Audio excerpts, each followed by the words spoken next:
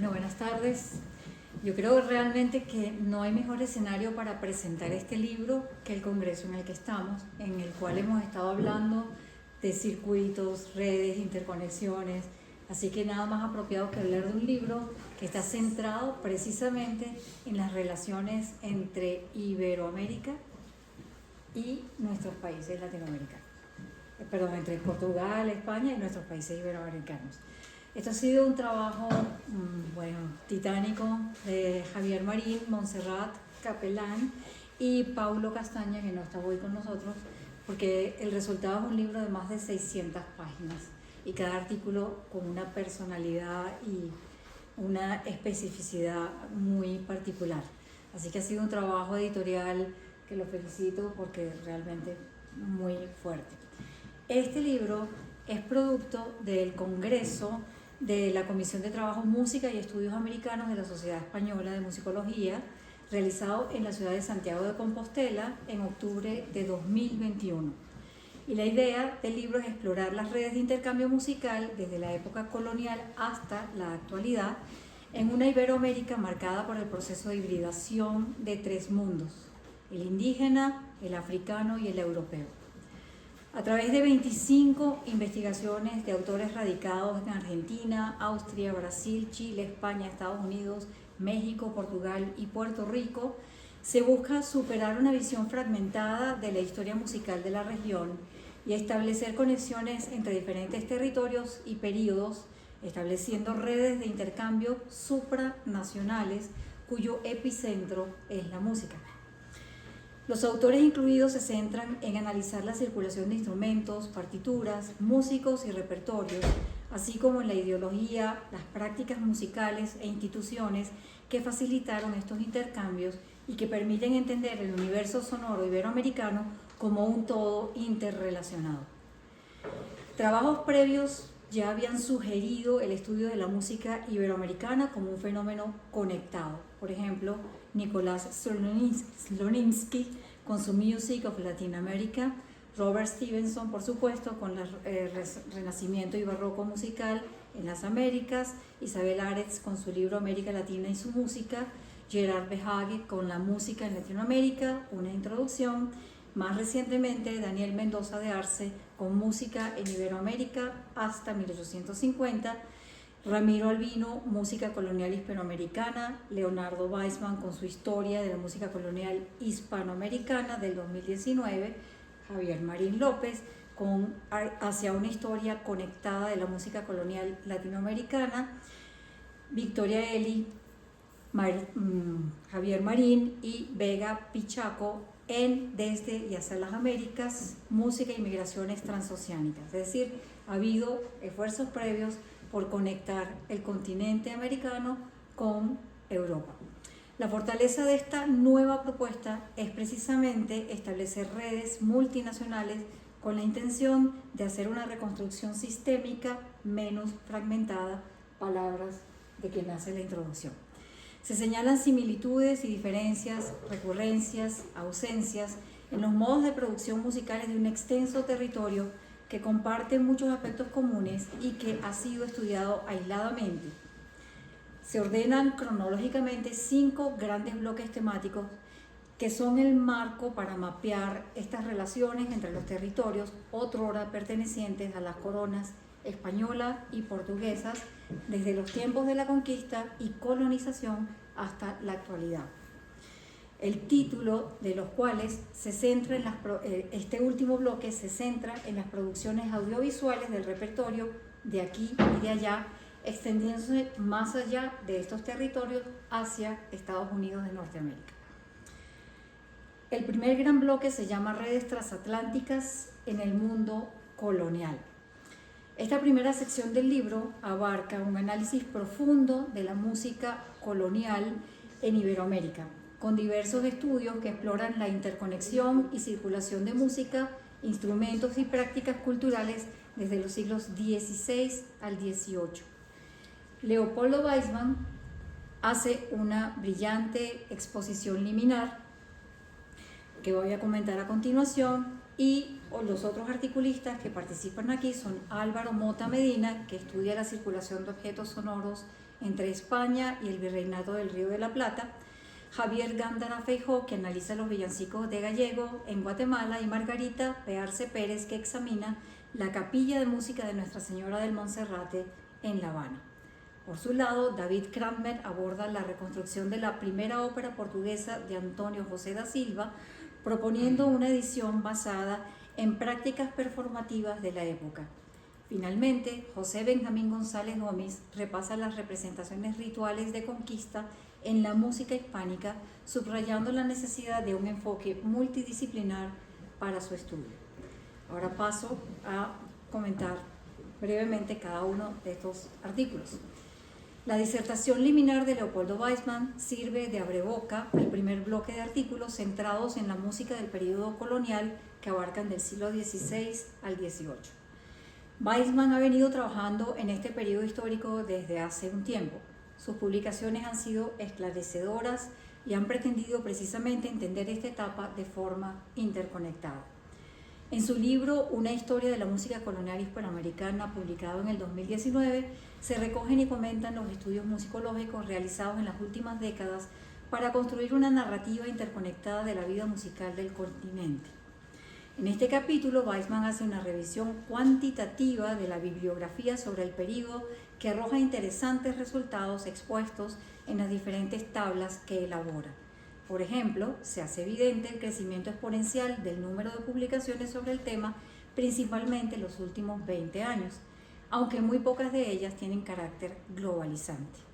Sin embargo, a los fines de este libro, se resalta el aumento de textos dedicados a la circulación transatlántica de repertorios y músicos.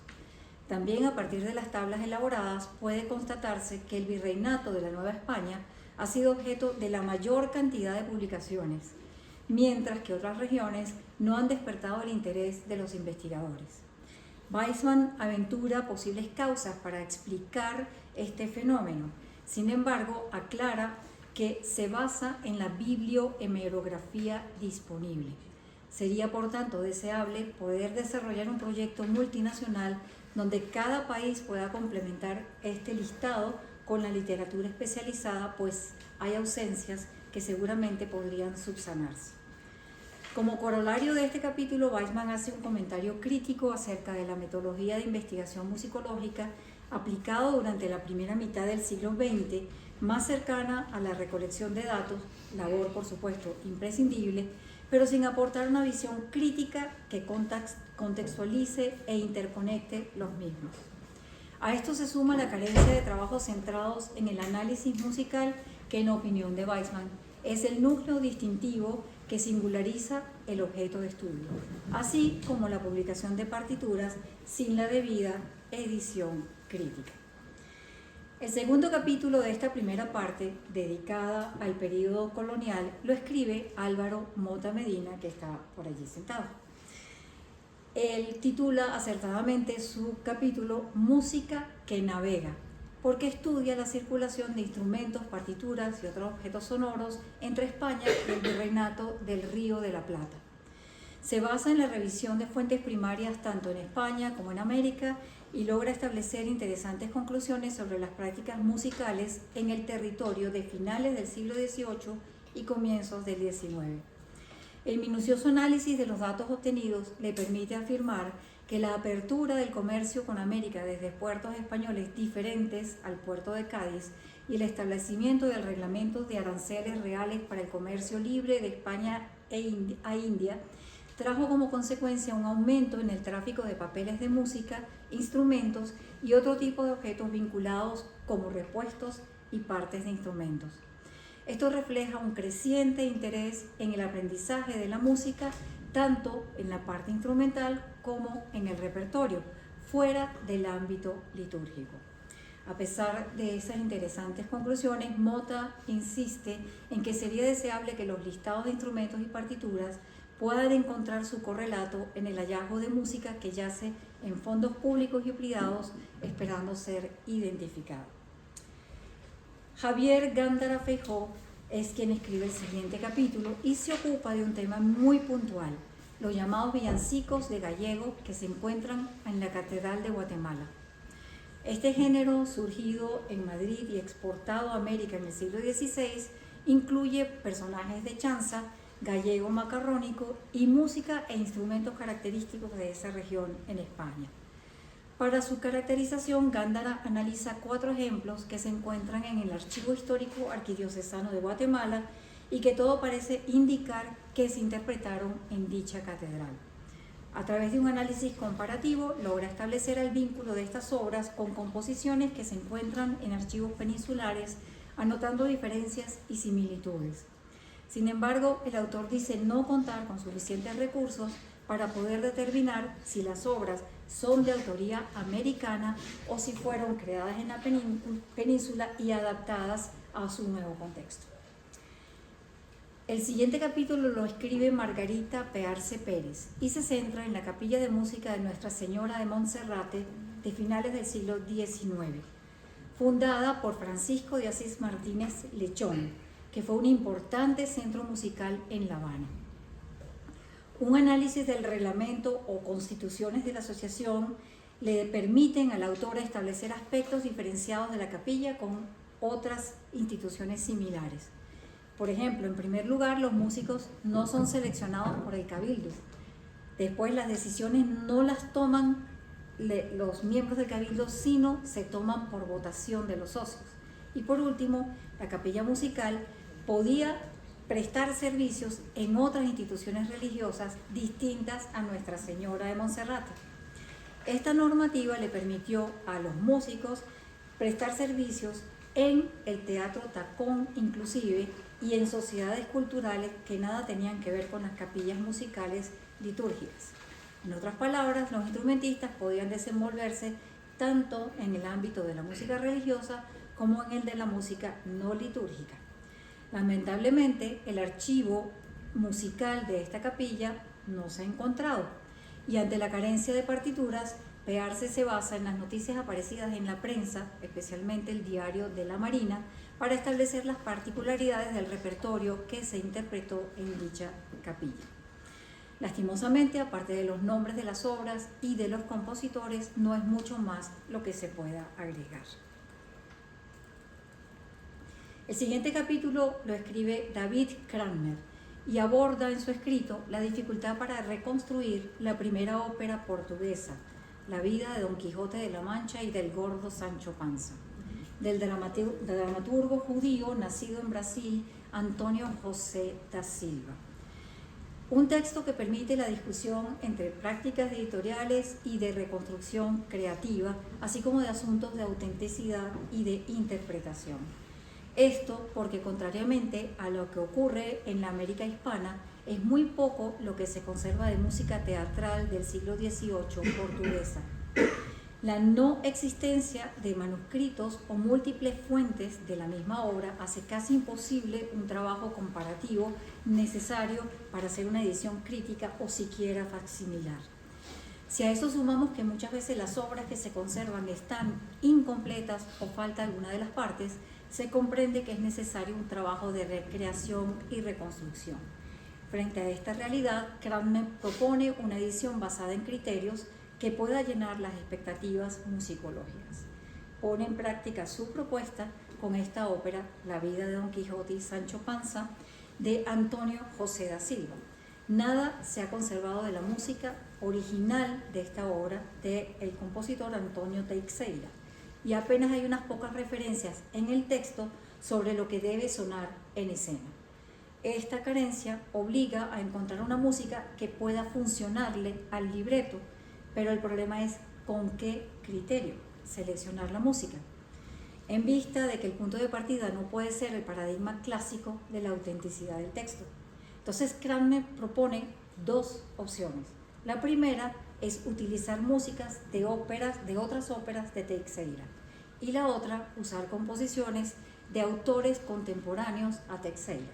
Él se decanta por la segunda opción, y para poder determinar cuál es la conformación de la orquesta, revisa la plantilla orquestal del teatro, y entonces se decide por 2 violines, 2 oboes, 2 cornos y bajo continuo.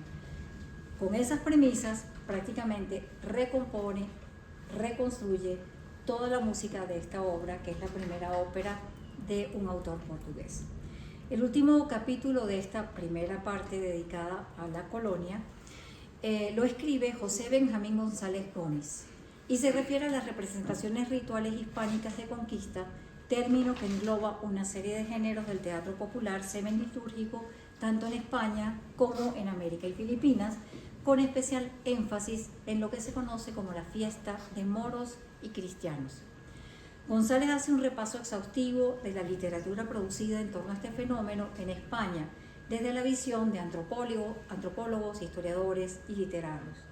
Enfatiza además en el escaso tratamiento que ha recibido desde el campo de la musicología, a pesar de que la música es un elemento fundamental en estas festividades. Las falencias encontradas en los escasos trabajos que se han ocupado del tema pueden resumirse en 3 puntos. Primero, la falta de un marco teórico sólido, un enfoque localista y errores metodológicos, principalmente reflejados en la transcripción de partituras, la identificación de los compositores y la interpretación de las fuentes documentales. Tal vez el problema fundamental es que, al contrario de la tendencia globalizante, abogando por una visión amplia e integradora observada en trabajos de otras áreas, la musicología ha optado por la parcelación, el regionalismo y el localismo, en palabras del autor. Las representaciones rituales hispánicas de conquista requieren de una perspectiva multidisciplinar para comprenderlas plenamente, y es necesario un mayor esfuerzo para documentar, analizar y comprender el papel de la música. Dios. Bueno, voy a hacer entonces un muy breve resumen. El segundo capítulo... Sí, por eso. El segundo capítulo se llama Circuitos y Tournés Iberoamericanos en el largo siglo XIX. En esta parte del libro se hacen varios estudios de los circuitos y redes de conciertos en Iberoamérica en el siglo XIX. Son 5 estudios de caso que evidencian la movilidad transatlántica de solistas y compañías. 2 de estos estudios están centrados en la acogida de la zarzuela española en Portugal, Argentina y Uruguay. Los 3 restantes se enfocan en aspectos relacionados con la música en Brasil.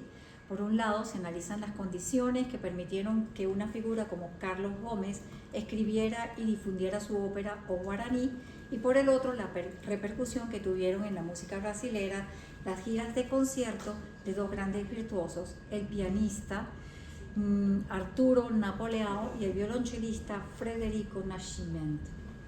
El tercer capítulo se llama Trayectorias transnacionales e imaginarios colectivos del siglo XX, y es un conjunto de ensayos que se centran en la figura de artistas que a lo largo de este siglo trascendieron las fronteras nacionales y culturales, construyendo trayectorias artísticas transnacionales.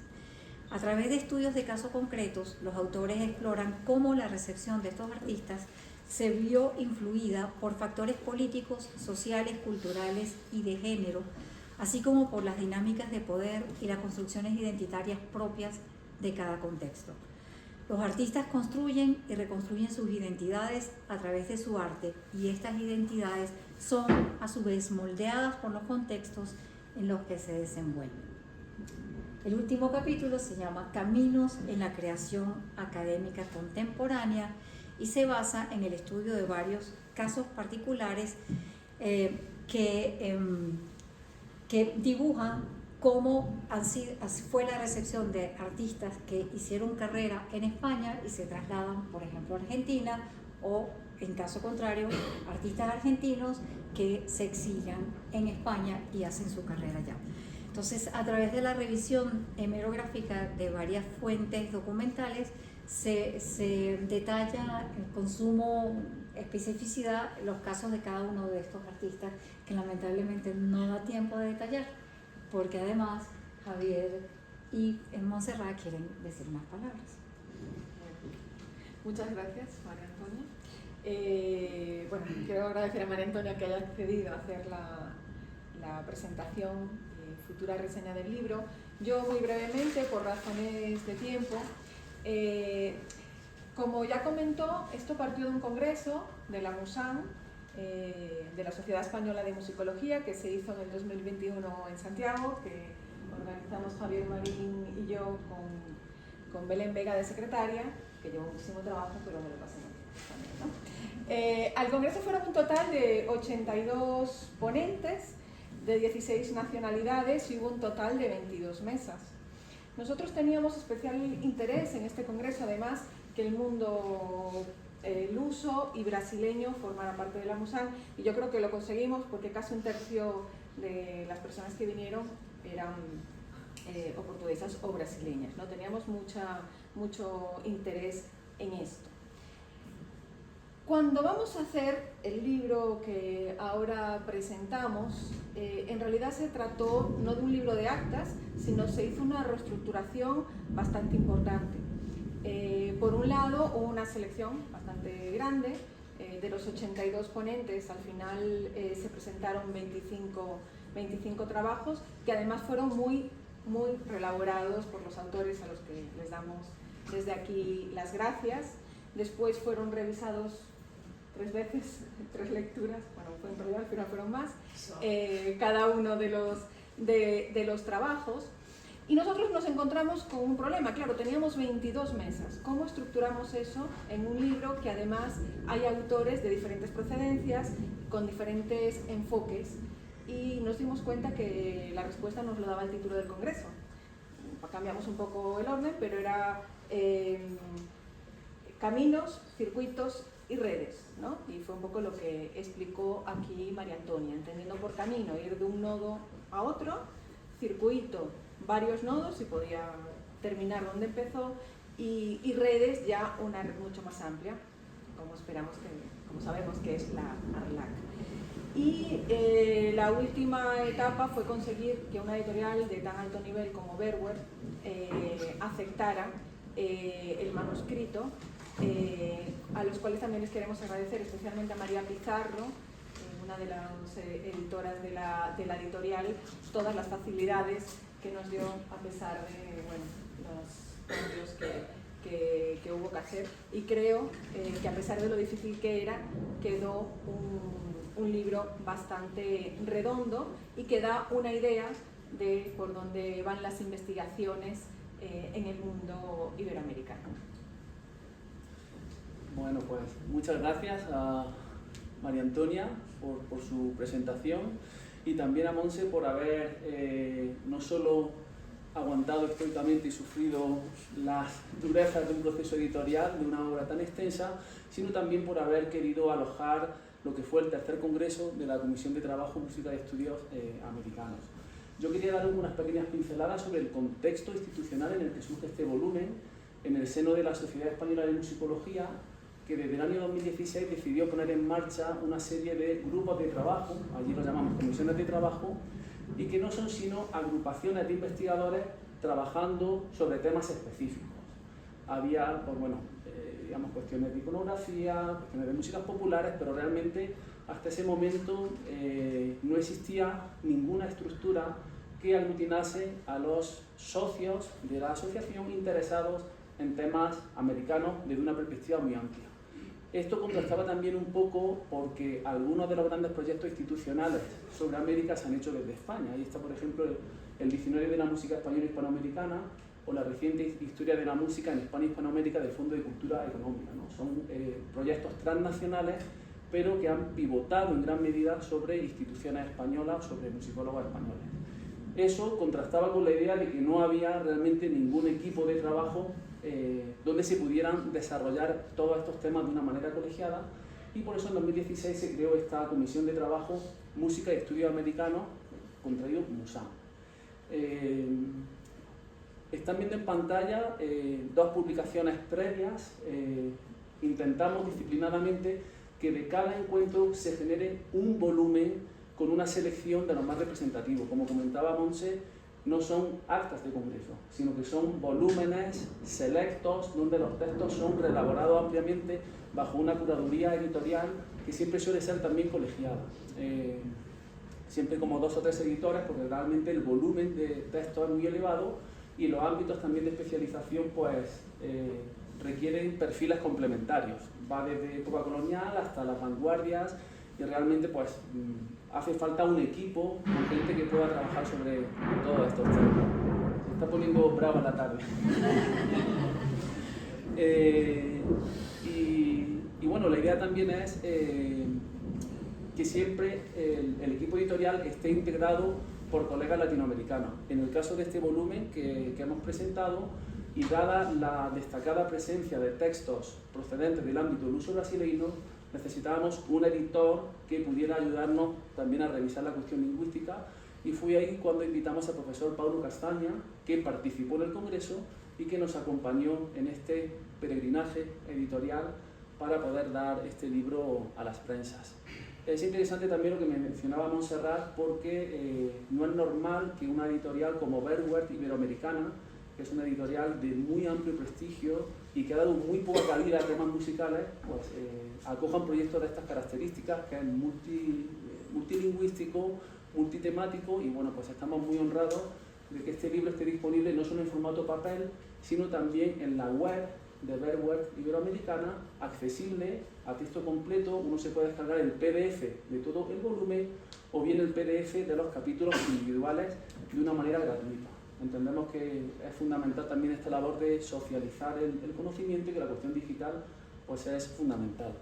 En ese sentido, también queríamos invitarles, y ya con esto acabamos para no extendernos más, a que si lo desean puedan también incorporarse a las redes sociales de Musam. Tenemos presencia pues, en Facebook, aunque ya Facebook casi es una cosa de viejos, ¿verdad? Pero en Facebook, en Twitter, X, en Instagram, y también tenemos un canal de YouTube donde hemos ido incorporando material audiovisual relacionado con los conciertos o directamente con las actividades de la comisión. De hecho, también después de cada congreso hacemos un pequeño vídeo resumen con fotografías o vídeos de los propios congresistas. Entonces, bueno, nos gusta también... Exacto, y está aquí Álvaro Mota, que es el Community Manager de Musam, y es el responsable pues, realmente de coordinar y de dar difusión a todas las actividades del colectivo. Entonces, exacto, el siguiente congreso es bianual y sería en Valladolid en octubre del año que viene, con lo cual Valladolid, España, exacto. Buena matización para no confundir con otro Valladolid. Entonces, bueno, pues están todos ustedes invitados para participar en el Congreso Musam. No es necesario ser socio de la Sociedad Española de Musicología, y bueno, también estamos avanzando en procesos de interlocución con otras estructuras análogas, como por ejemplo ARLAC, otros colectivos que están trabajando el tema iberoamericano en amplia perspectiva en otros lugares del mundo, ¿no? También es importante conectar estas estructuras para poder avanzar de la mano pues en los temas que nos interesan. E nada mais, por muitíssimas graças. Você diz que é e-book, que as pessoas podem baixar imediatamente? Sí, completo. Poder descarregar un a un ou todo o libro en Verwerth. 670. Sí. Pues nada más, muchas gracias.